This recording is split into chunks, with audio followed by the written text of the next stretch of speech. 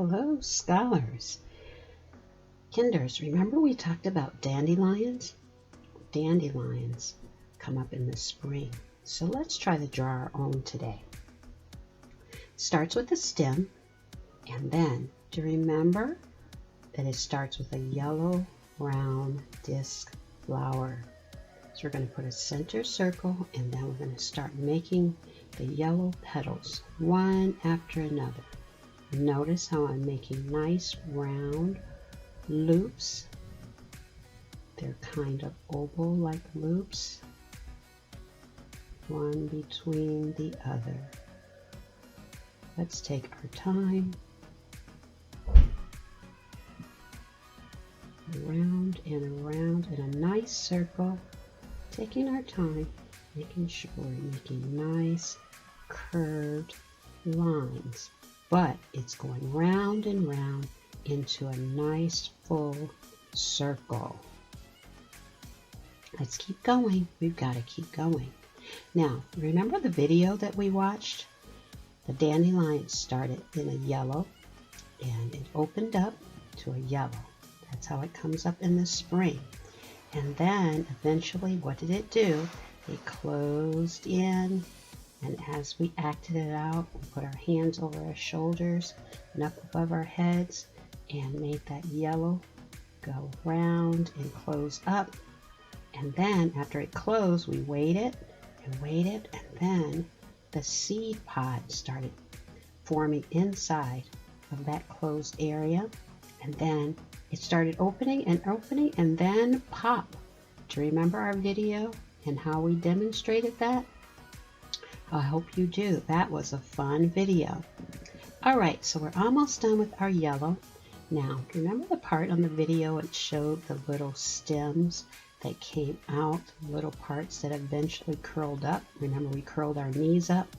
We need to draw those green stems. It opened up and then closed up. All right, we're going to add some grass at the bottom, because the seed buries itself in the grass. After it flies, it falls into the ground and it comes into the soil. We're going to add some nice leaves. And the leaves for a dandelion kind of has wavy leaves.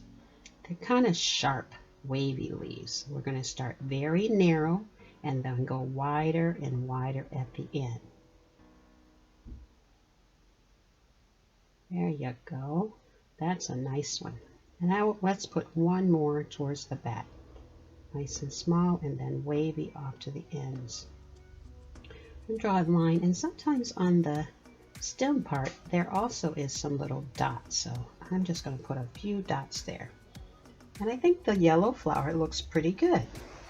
Now, remember it closed up, and then we need to make the fun one, the white, where it turns into a white, full, round flower that basically had seed pods off of it. So we're going to start with long lines,